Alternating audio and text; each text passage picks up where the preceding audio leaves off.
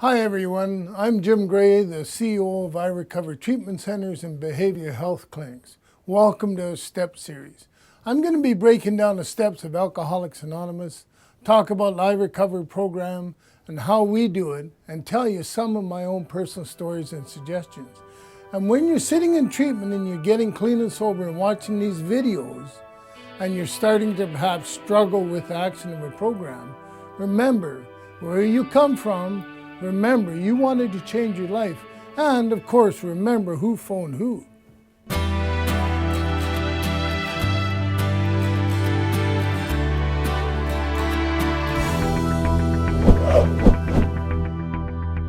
Hi everyone, my name is Jim Gray and I'm the owner of iRecover Treatment Centers.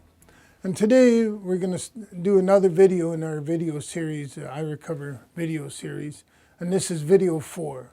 This is about shame and addiction. A great philosopher once said that we all need a sense of shame, but nobody needs to be ashamed. When we have a sense of shame, it's healthy. When we are ashamed, it becomes toxic. This rings even more true for the suffering addiction, whether it's alcoholism, doesn't make any difference. It's easy for the addict or an alcoholic feeling ashamed to allow the shame to inform our personalities and make us feel worthless. It'll make you feel like there is something wrong with you. Toxic shame motivates self-destructive behaviors. Do not confuse shame and guilt. Guilt develops later than shame. Guilt means you have made a mistake, while shame means you are a mistake. Guilt means I feel bad about what I've done, while shame means I feel bad, I am bad. Guilt says I did something wrong, while shame says there is something wrong with me. Toxic shame feels hopelessness due to there's not a way in your mind to come back from it.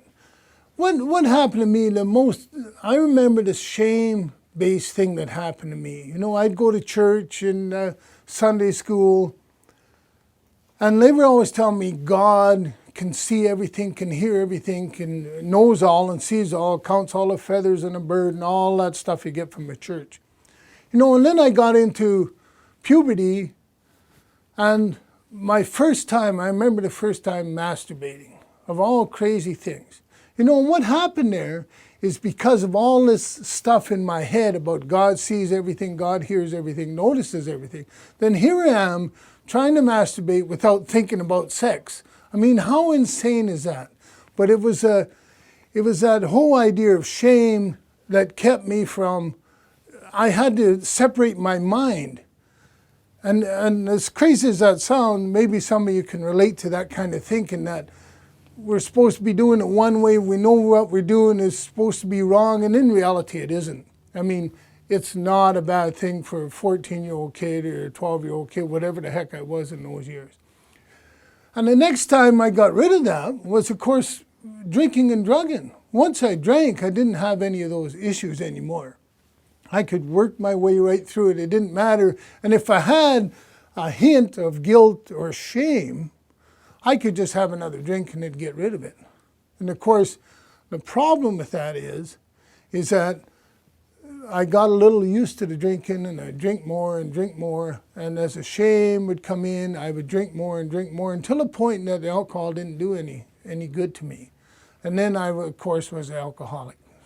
So once I remembered that story, and I realized that a healthy sense of shame will let you know you have limits. You know, why does healthy shame turn into toxic shame? It starts with your relationship with your parents. Because the relationship is so significant, the risk of toxic shame is higher. When children are exposed to parents who are either perfectionists or violent, toxic shame can easily rear its head.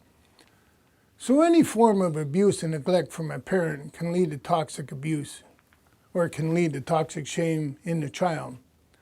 Children personalize their parents' anger, experiences their neglect, and believe it has to be their fault. This creates the belief that I am flawed or defective.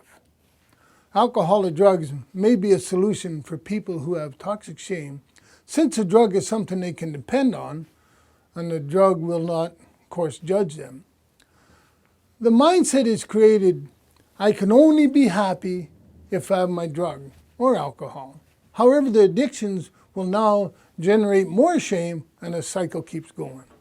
So I was thinking about this girl I'd read about, that what she did, how her self-loathing took her so far, and her need for the drugs and alcohol, is that she was in this environment that, of course, with the drug addicts and all this craziness that happens with people in our lives that we know. Somebody come in, shot her boyfriend, shot the boyfriend's dog, didn't shoot her. I know she was in the other room or whatever, but the point of the story is that she come out there and she said, oh my God, he's dead, the dog's dead, what am I gonna do? And then her addictive mind says, well, I got all these drugs here, and I can't really call the police because then I'll be charged. So I'll use the drugs. So it took her 4 days before she called the police. Her boyfriend had bloated, the dog had bloated. She didn't call. Actually, the people upstairs called because of the smell. And that's where the self-loathing gets us to. We can't think correctly. We can't do anything without the drug. So that's the kind of story that we hear all the time in the rooms of Alcoholics Anonymous or Narcotics Anonymous. And that's what happens. Our thinking gets screwed up. And then the shame, we're shame-driven. And because we're ashamed of what we did, then our only solution is to do more drugs or alcohol. Like, it's a crazy cycle, and it gets worse and worse and worse. It never gets better. It never gets to, well, I'm feeling better about myself without using. It doesn't work that way. We keep going and keep going with such self-loathing that at some point we have to flip. And that's what we're trying to do here. So remember, toxic shame doesn't have to be part of your story anymore. We still need that shame so we can understand what is right and what is wrong, but toxic shame isn't something we have to live with anymore. So I hope you enjoyed this video. I hope you got some stuff out of it. The next video is on video 5, and it's going to be on step 2.